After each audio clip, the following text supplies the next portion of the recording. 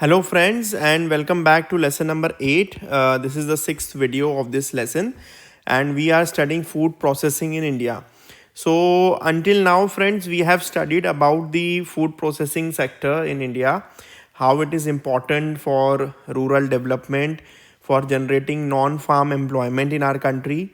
At the same time, we have also seen the various backward and forward linkages, which are also known as upstream and downstream requirements of this particular industry, and also what are the various challenges in this forward and backward linkages.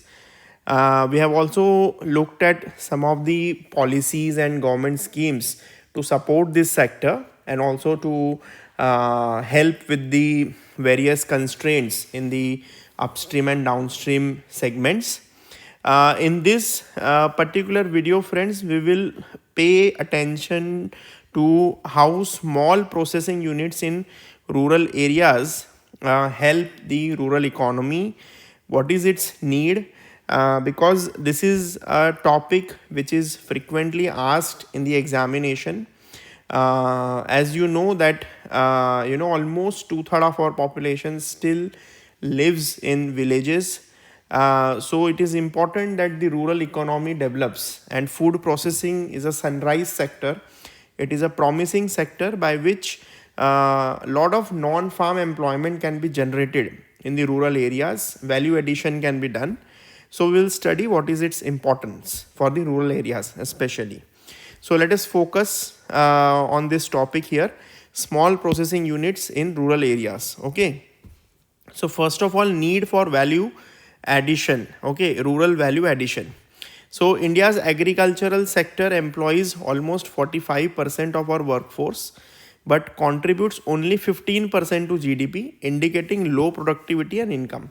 So this is the data that currently exists. Almost half of our workforce is engaged in agriculture, but it contributes only 15% to the GDP.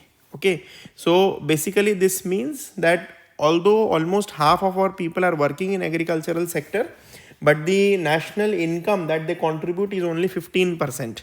So there is low productivity and low income also in this sector. So we have to improve this sector. We have to get this additional people who are working in agriculture in some other jobs, and food processing is a promising sector.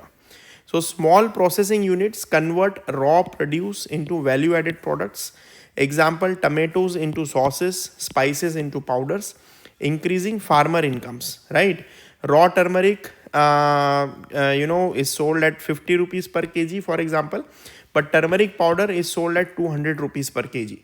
So there is an increase of 4 times, okay, in the price that they can receive by just small processing. So this is the importance. So value addition is almost 3 times here. See, 50 rupees gets converted into 200. So value addition is 150 rupees. So 3 times value addition is done by just very, very small processing units. So this is the importance. So obviously this gets converted into their incomes also. So, this small processing units is a very, very promising way of enhancing the incomes of rural people. Income diversification, obviously, if we have small processing units in the rural areas set up near the agricultural fields only, so it will diversify their income sources. They will not just depend on the crops and seasonal crop sales, but they will get year-round income by selling these products. So processing reduces dependence on seasonal crop sales, providing year-round incomes. Example, fresh mangoes in summers only, but processed pulp, pickles year round. So mangoes are sold only in summer season, but if you process mangoes into pulp, into sauces, into juice, or into pickles also, so they can be sold year round. So it provides a income diversification for these farmers or for the rural self-help groups also, comprising mostly of women. Then the next one is reducing distress sales. As you know, in rural areas, most of the farmers, they'll sell their crops under pressure because they feel that the prices will fall, or if they don't sell on time, then they don't have sufficient space to store also, so the perishable commodities may spoil, so they do distress sales most of the times. But imagine if they have a processing unit, if they have storage units, processing units, they will not be forced to sell under pressure or under duress. Okay, so distress sell will be reduced in that case. And small units enable farmers to process surplus produce, avoiding distress sales at low prices during peak harvest season. So you can take an example of mangoes only. For example, if a farmer is producing say 1000 tons of mangoes, okay, now he doesn't have sufficient space to keep this, and in the market there is a lot of supply of mangoes, so he will sell these mangoes under distress. So whatever income I'll get, say for example actual price that he should get is 20 rupees per kg, but he will sell it only at 5 rupees per kg, because there is lot of supply in the market and he doesn't have any processing unit also to preserve these mangoes. But imagine a situation where he has a small processing unit where he can convert these mangoes into pulp, or into juice, or also into pickles. So obviously he will not worry about selling this in open market, because he can use these mangoes as a raw material to convert into some value added products, right? So it helps farmers, it hedges farmers risks also in that case. So example I've given here is of mangoes, and there's one more example here is during onion gluts. Farmers can process onions into dehydrated flakes, fetching better prices. So there are a lot of food technologies coming up these days, and these fruits, vegetables, other crops, they can be processed. A lot of value addition can be done, and this is a very very interesting field these days, and government is also supporting it a lot. Then local job creation is done by small processing units in rural areas. Employment in rural areas, reducing migration to urban centers.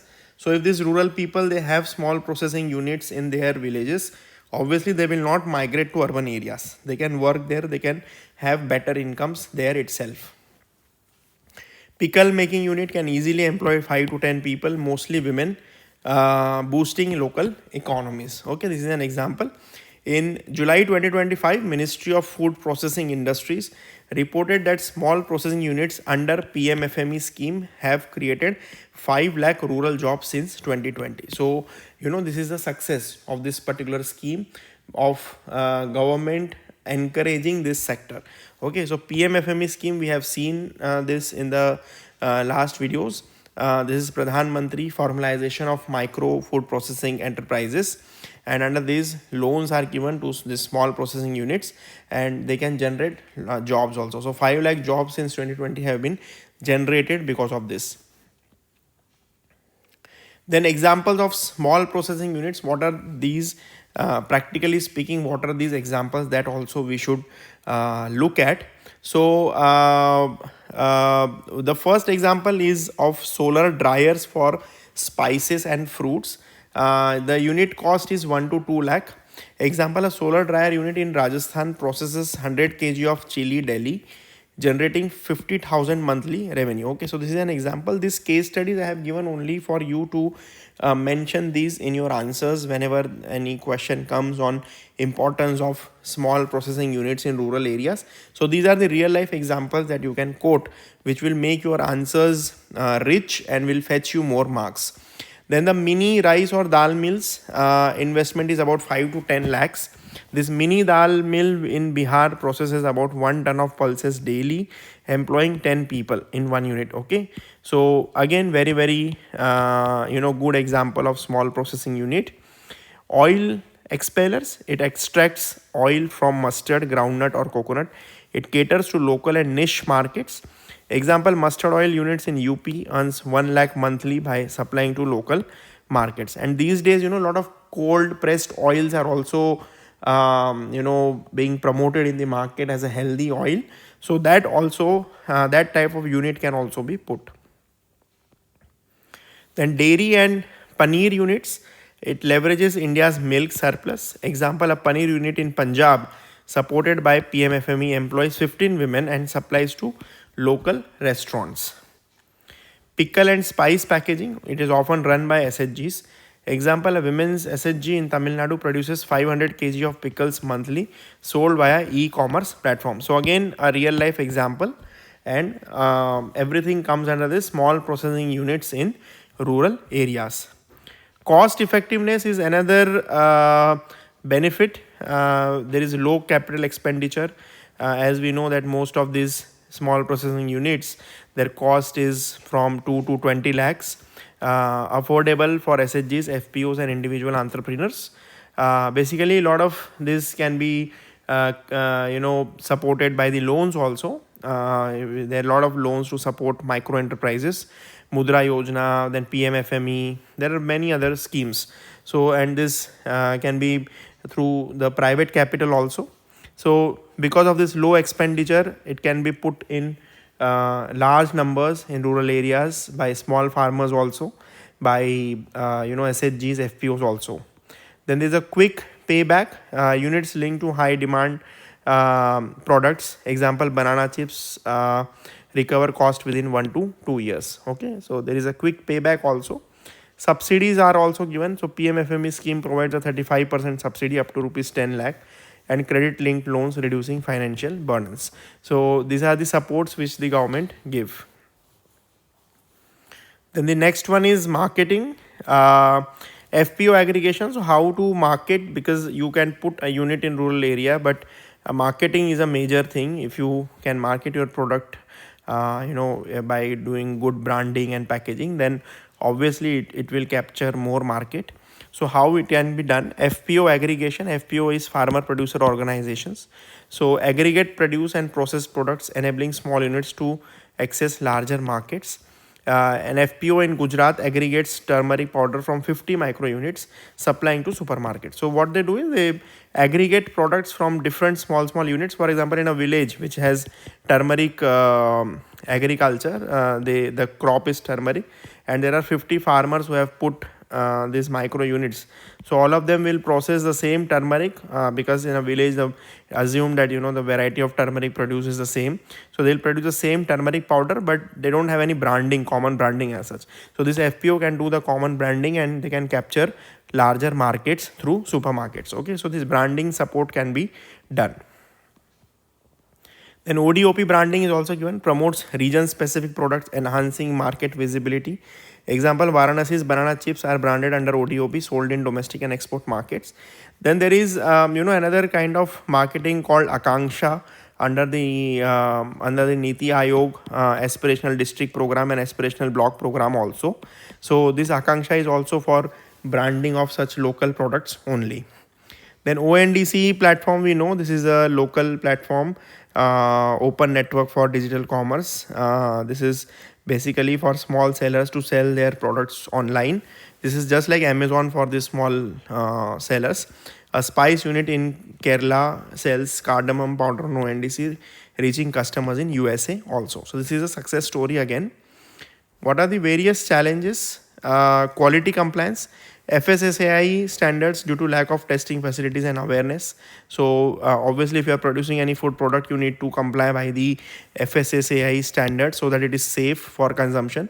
Improper labeling may result into rejection in export market. So labeling is very, very important, like nutrition content and different chemical content, if anything is added, if it is completely organic, or if any other artificial flavor is added. So all those labeling should be proper, because it is very, very strict in outside India.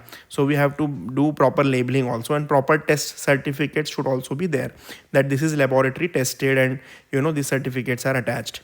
Then finance access, this is a major constraint.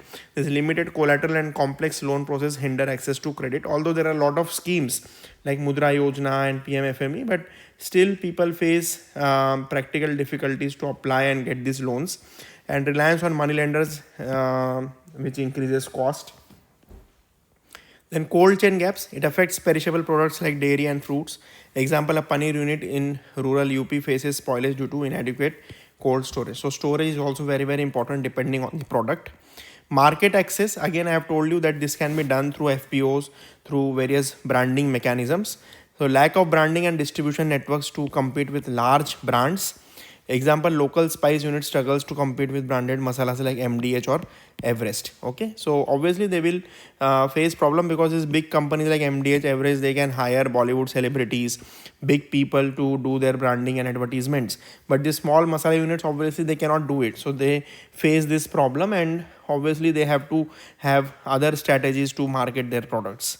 Then there are skill gaps also in rural areas. Rural entrepreneurs lack training in modern processing technique and quality control. So because of which, then they cannot sell their products in the export markets in larger cities, because they are more, because customers there, consumers there, are more particular about the quality and also the certifications. So if this awareness is there, obviously they can capture such markets also. So this was about the FPI in rural areas. What is their importance? What are the challenges? And what is the scope basically, and how it can help generating rural employment and diversifying incomes of the farmers. So we'll continue food processing for another 1 or 2 videos. Okay, see you in the next video. Thank you.